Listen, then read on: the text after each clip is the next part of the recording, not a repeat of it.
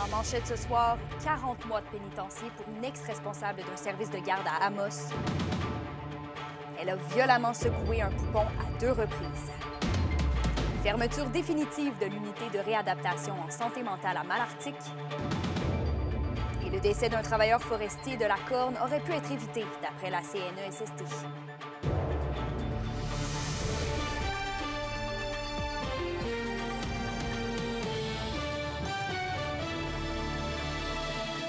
Bon début de soirée. Merci d'être avec nous pour le TVA 18h. On débute le bulletin avec la conclusion d'une histoire judiciaire tragique. Aurélie Bérubé, l'ex-responsable de service de garde, reconnue coupable d'avoir secoué violemment un bébé, a reçu sa sentence ce matin au palais de justice d'Amos. Et Alexis, elle prend le chemin du pénitencier pour les 40 prochains mois.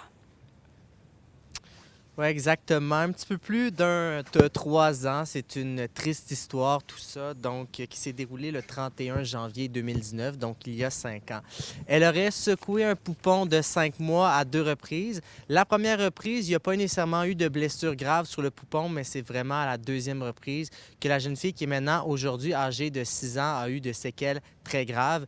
Aujourd'hui, qu'Emilia ne peut pas parler, elle ne pourra jamais ni lire ni écrire, ne pourra jamais avoir une vie autonome et devra toujours être accompagnée d'un adulte. Donc, c'est vraiment des séquelles sur le long terme.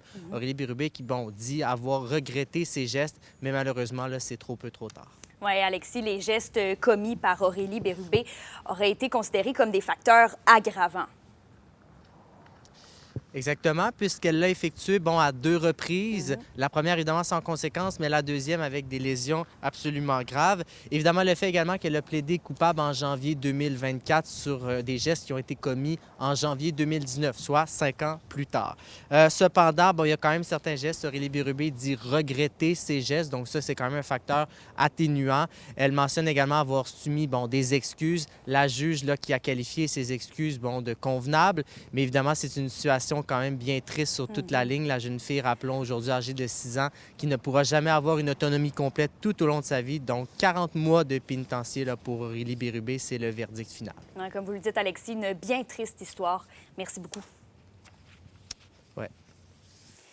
En santé, le CIS régional annonce la fermeture définitive de l'unité de réadaptation en santé mentale de Malartic à compter du 1er avril prochain.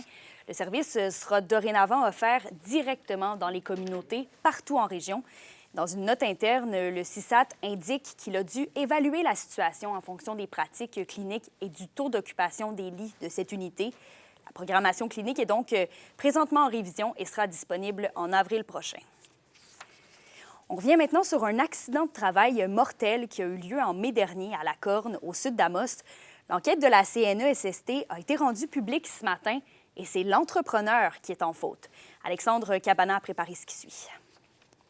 Mauvaise méthode de levage, manque de formation et une méthode de travail improvisée. Bref, la CNESST n'a pas été tendre à l'encontre de l'entreprise Soudure G Métal de La Corne dans cette histoire où, malheureusement, un homme a été fauché par une pièce d'équipement lors d'une opération. La CNESST a d'ailleurs fourni une reconstitution animée des événements. Le tout s'est déroulé dans les locaux de Soudure G Métal. Et selon l'enquête, lors d'une opération de réinstallation d'une cabine d'une abatteuse, un boulon qui soutenait la cabine suspendue s'est rompu et l'engin a chuté sur la victime. L'homme a alors été transporté à l'hôpital d'Amos où son décès a été constaté. Les enquêteurs de la CNESST assurent que ce genre d'enquête d'envergure est destiné à s'assurer que ce genre d'accident ne se reproduise plus. Une méthode de travail qui a été improvisée et non conforme qui a été utilisée pour remettre en place la cabine de la batteuse. Quand on arrive à des conclusions, c'est des faits qu'on a constatés dans la situation, c'est les éléments de l'enquête qui nous ont amenés vers ces causes-là. L'objectif, c'est de trouver les causes pour éviter qu'un événement comme ça ne puisse se reproduire. La CNESST se laisse maintenant jusqu'à la fin mai pour décider d'émettre un constat d'infraction ou pas à l'entrepreneur. Soudure G Métal demeure à l'étude pour le moment dans cette affaire. Si on va plus loin, la CNESST peut émettre des constats d'infraction lorsqu'il y a manquement à la loi ou qu'il survient un accident comme celui-ci. Par contre, en ce moment, la possibilité d'émettre un constat d'infraction est toujours à l'étude par la CNESST.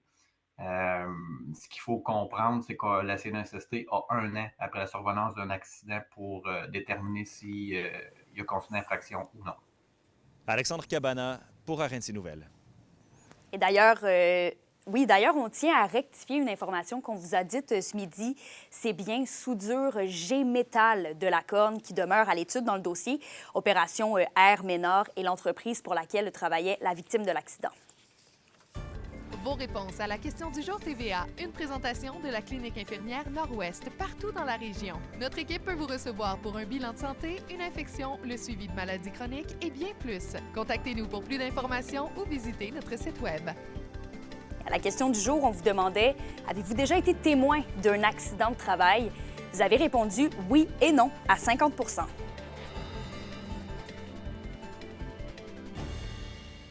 Fait divers maintenant, 3 perquisitions en matière de stupéfiants ont été menées par la Sûreté du Québec plus tôt aujourd'hui sur la 3e avenue et la route des Campagnards à Val-d'Or. 2 hommes âgés de 39 ans et 44 ans ont été arrêtés. Les policiers ont notamment saisi plus de 600 comprimés de méthamphétamine, plus de 50 grammes de cocaïne, 4 pistolets à air comprimés et une arbalète. L'un des 2 suspects demeure détenu en attendant la suite des procédures judiciaires. Bon, évidemment, des accusations reliées aux stupéfiants pourraient être portées envers les 2 hommes. La formation dans l'industrie minière du diamant est maintenant bonifiée dans la région grâce à un partenariat entre le Centre de formation professionnelle de Val-d'Or et 2 entreprises privées. Félix Blaquière nous donne plus de détails. Le Centre de formation professionnelle de Val-d'Or, Eldorado Gold Québec et Forage Rouillé s'associent en créant un nouveau site d'apprentissage de forage au diamant en surface.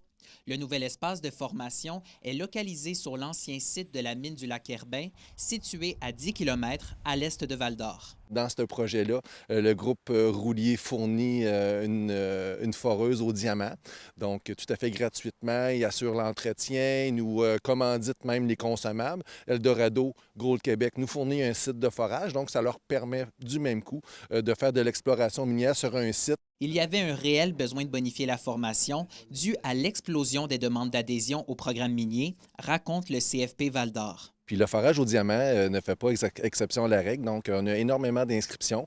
Donc on a 3 enseignants en forage au diamant, donc ça nous prenait un nouveau site pour pouvoir donner la formation en forage qui dure 600 heures. Donc c'est 15 semaines quand même assez intense avec un mélange, une alternance travail-études. Pour Forage Rouillé, c'était une évidence que de s'impliquer dans la formation des foreurs. Les étudiants qui font partie du programme de forage au diamant avec le CFP à Val-d'Or, c'est nos travailleurs de demain. Fait qu'en s'impliquant, d'une certaine façon, on vient soutenir cette formation-là.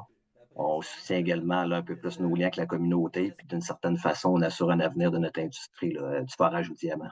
Et pour Eldorado Gold Québec, c'est un partenariat où tout le monde est gagnant, autant pour la minière que pour les étudiants. En même temps, pour Eldorado, ils nous font du forage sur notre site, donc on en profite pour évaluer notre site du Lac-Herbin. Puis éventuellement, nous, on les regarde travailler, on les regarde aller. Fait que c'est notre futur. Puis on prépare notre élève. Fait effectivement, c'est sûr qu'ils vont pouvoir travailler pour les sites d'Eldorado parce que la plupart du temps, c'est des entrepreneurs qui vont embaucher les foreurs au diamant. Le site est en activité depuis décembre et le partenariat est prévu pour une durée initiale de 2 ans. Félix Blaquière, RNC Nouvelles, Val-d'Or. L'indice boursier minier au TVA Nouvelles 18h est une présentation de GFM Groupe Financier. Dirigeants d'entreprises et particuliers, fiez-vous aux experts de GFM pour vos placements, assurance de personnes et assurance collective. Car pour vous, ils vont au-delà de la finance. Après la pause dans la chronique culturelle, je m'entretiens avec l'artiste Ariane Ouellette qui a créé l'œuvre de l'affiche de la 21e édition du Festival des guitares du monde en Abitibi-Témiscamingue.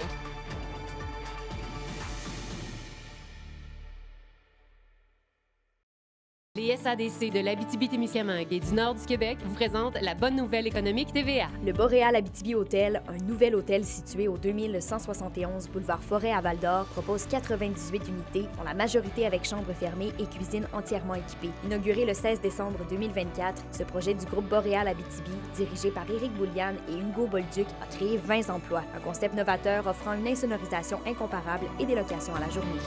Les SADC, partenaires de l'économie de la région.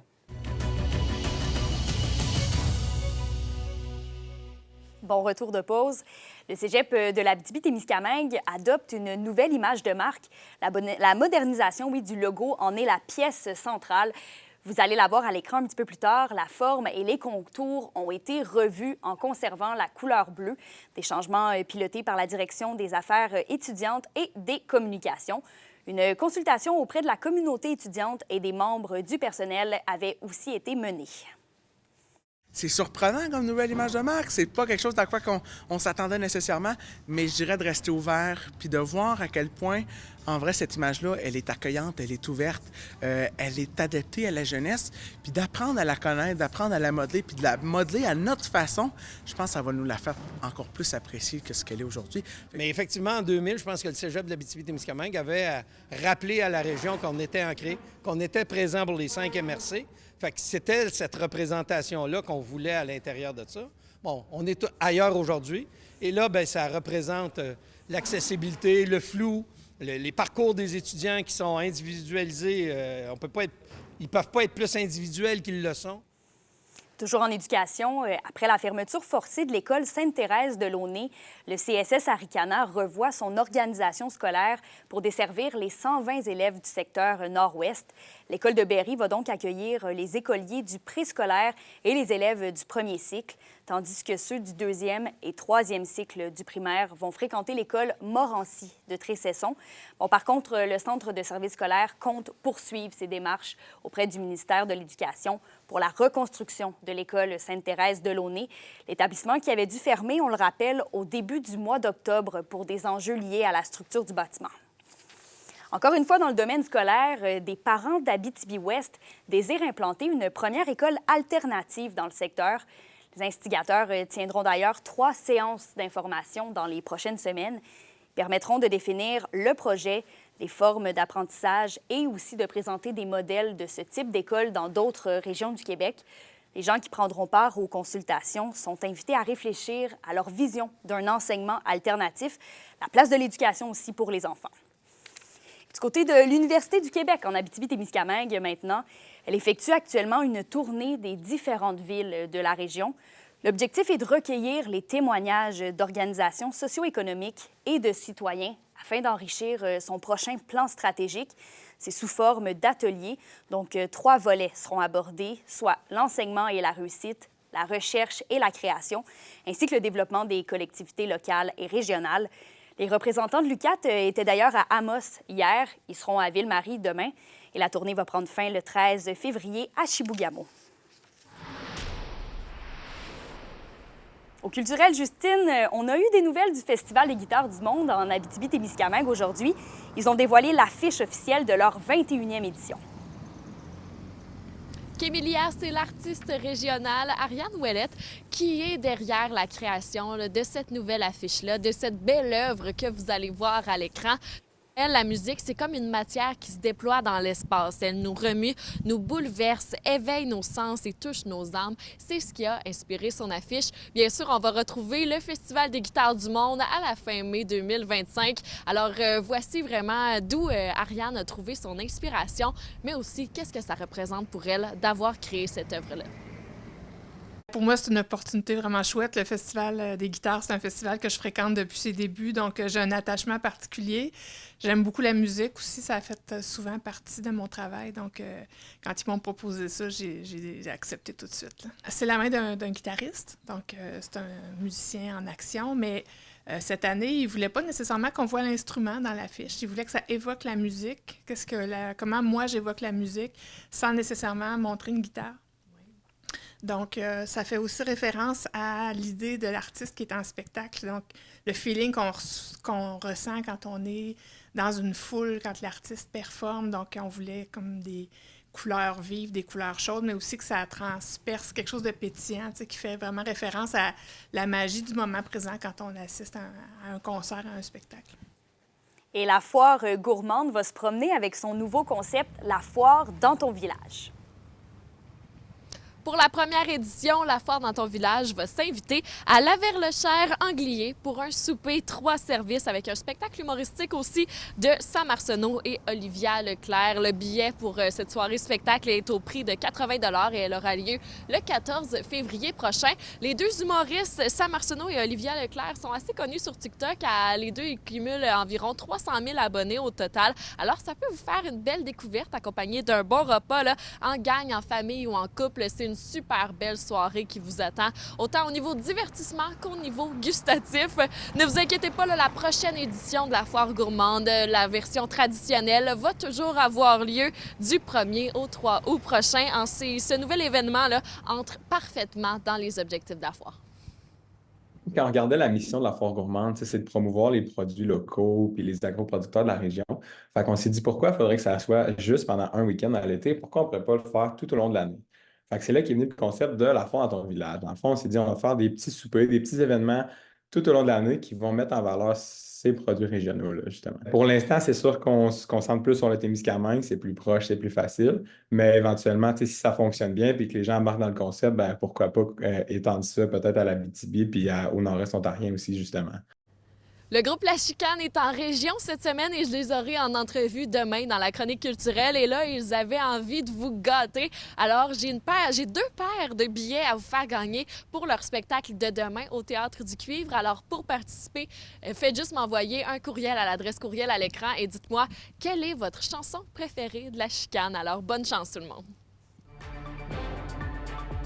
Plusieurs joueurs de hockey de la région sont en bonne position de se tailler une place dans la LNH. Après la pause, on va parler du prochain repêchage. Soyez là.